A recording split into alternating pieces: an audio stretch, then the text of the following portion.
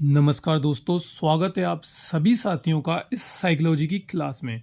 साथियों, आज हम इस टॉपिक को चिंतन वाले टॉपिक को इस क्लास में हम हल करेंगे। मोस्ट इम्पोर्टेंट सवाल जो आपकी परीक्षा में आएंगे उन्हीं को मैंने इस क्लास में शामिल किया है। तो पहला सवाल हमारा स्क्रीन पर आपके सामने है। आप सभी से निवेदन रहेगा कि टॉप 15 सवाल आपके लिए बताऊंगा, आप मुझे कमेंट करके बताना कि आपको कितने सवाल आए। तो पहला सवाल है, मनुष्य को सर्वश्रेष्ठ प्राणी कहा जाता है।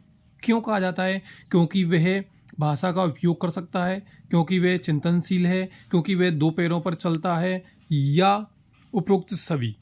तो साथियों, भाषा का उपयोग सभी करते हैं इसलिए ये होगा नहीं, और अगर ये नहीं है तो उपरोक्त सभी होगा नहीं, और वह दो पैरों पर चलता है, कोई चार पैरों पर चलता है, तो ये भी सही जवाब नहीं है। यानी इस सवाल का जो सही जवाब है बी वाला ऑप्शन, क्योंकि वह चिंतनशील है इसलिए सर्वश्रेष्ठ प्राणी मनुष्य को माना जाता है। अगला दूसरा सवाल है कि चिंतन जो प्रक्रिया है वो क्या है? मानसिक है, शारीरिक है, आर्थिक है या राजनीतिक है? तो साथियों, आप सभी को पता है कि मानसिक प्रक्रिया होती है चिंतन। अगला सवाल स्क्रीन पर आपके सामने है, तो आप सभी साथी वीडियो को कंप्लीट पूरा देखिएगा, क्योंकि इम्पोर्टेंट मोस्ट इम्पोर्टेंट सभी सवाल हैं। चिंतन आरंभ होता है भाई किसी समस्या के कारण, किसी असंतोष के कारण, किसी इच्छा के कारण, या उपरोक्त सभी। तो जी हाँ, बिल्कुल उपरोक्त सभी के कारण। चिंतन समस्या के कारण भी होगा, असंतोष के कारण भी होगा, और इच्छा के कारण भी होता है, जब हमारे दिमाग में कुछ ना कुछ चलता रहता है। यानी उपरोक्त सभी इस सवाल का सही जवाब रहेगा। अगला जो चौथा सवाल आपके सामने स्क्रीन पर है कि निम्न में से सत्य यानी सही वाले को देखना है हमें, कि चिंतन में वस्तुओं की वास्तविक उपस्थिति आवश्यक है। नहीं, ये गलत बात है, क्योंकि चिंतन तो कोई है नहीं है, कोई फर्क नहीं पड़ता। चिंतन में वस्तुओं की वास्तविक उपस्थिति आवश्यक नहीं है। जी बिल्कुल, ये बिल्कुल सही बात है, और चिंतन समस्या का कोई स्थान नहीं। तो समस्या तो होनी चाहिए जब तो चिंतन होगा। यानी इस सवाल का जो सही जवाब बी वाला ऑप्शन यहाँ पे बिल्कुल सही है। चलिए, अगला सवाल है कि चिंतन एक प्रकार का व्यवहार है जो साथियों प्रकट नहीं होता, अप्रकट रहता है। यानी इस सवाल का जो सही उत्तर है ए वाला ऑप्शन बिल्कुल यहाँ पर आपका सही होगा। चलिए, अगला सवाल स्क्रीन पर है, चिंतन की विशेषता। चिंतन एक कौशल है, चिंतन एक वाद विवाद है, चिंतन एक मध्यस्थ प्रक्रिया है, या उपरोक्त सभी। तो बिल्कुल साथियों, चिंतन ये सभी में आ जाएगा यहाँ पर। चलिए, अगला सवाल हमारे सामने स्क्रीन पर आ गया है कि सातवां, कि निम्न में से कौन सा कथन असत्य है। चलिए, हमें असत्य वाला देखना है, तो विशेष आप यहाँ पे ध्यान रखिए। असत्य चिंतन के अंतर्गत समस्या विभिन्न पहलुओं को एक साथ संयोजित किया जाता है। बिल्कुल सही बात है भाई। चिंतन में गत अनुभूति सम्मिलित होती है। बिल्कुल सही बात है।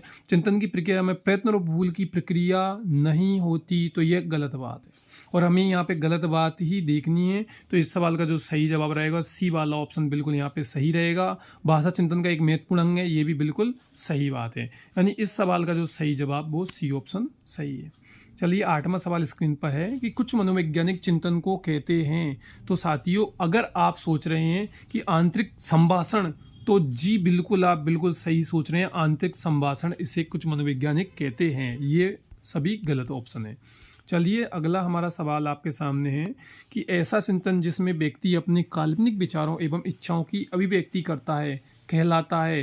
तो जी बिल्कुल, काल्पनिक विचार वाली बात आ रही, तो स्वैली चिंतन यहाँ पे बिल्कुल सही ऑप्शन यहाँ पे इसके लिए रहेगा। चलिए, अगला हमारा सवाल आपके सामने है कि किस प्रकार के चिंतन को मनोवैज्ञानिकों ने विवेचन अथवा तर्कणा कहा है। तो ध्यान दीजिए साथियों, यहाँ पे कुछ सोचना है। स्वैली चिंतन अगर आप सोच रहे हैं तो आप गलत हैं यहाँ पे। क्यों? क्योंकि मनोविज्ञानी अगर विवेची चिंतन कर रहे हैं और तर्कणा पर आधारित चिंतन कर रहे हैं, तो वो यथार्थवादी चिंतन होगा। कुछ विशेष काम के लिए या कोई सही उपयोग के लिए चिंतन कर रहे हैं, काल्पनिक नहीं सोच रहे हैं, इसलिए यहाँ पे यथार्थवादी सही ऑप्शन यहाँ पे सही है। चलिए, अगला सवाल हमारा, ये 11वां सवाल है कि कौन से चिंतन को आगमनात्मक चिंतन कहते हैं। और जो आगमनात्मक होता है वो अभिसारी या आलोचनात्मक या सृजनात्मक या यथार्थवादी। तो अभिसारी नहीं है, आलोचनात्मक नहीं है, यथार्थवादी नहीं है, सृजनात्मक बिल्कुल सही बात है। चलिए, कौन सा चिंतन निगमात्मक चिंतन कहलाता है। तो साथियों, वो होता है अभिसारी चिंतन। कौन सा होता है? अभिसारी चिंतन होता है। ये सब सही ऑप्शन नहीं थे। अगला है कि किस चिंतन में व्यक्ति किसी घटना, तथ्य अथवा वस्तु की सच्चाई स्वीकार करने से पहले उसके गुण दोष परख कर लेता है। तो वो होता है आलोचनात्मक चिंतन। कौन सा होता है वो? आलोचनात्मक चिंतन। यहाँ पे बिल्कुल सही उत्तर बी है। अगला है कि किस प्रकार के चिंतन में संवेदना और तथा प्रत्यक्षीकरण कार्य करते हैं। तो वो होता है प्रत्यक्षात्मक चिंतन। ठीक है, चलिए अगला है कि किस प्रकार के चिंतन का संबंध पूर्व अनुभवों पर आधारित भविष्य से होता है। तो वो होता है काल्पनिक चिंतन। तो ये सभी आज के टॉप 15 महत्वपूर्ण सवाल मैंने फटाफट आपके लिए करा दिए हैं। आप सभी साथी इस वीडियो को लाइक और शेयर जरूर कीजिएगा। धन्यवाद।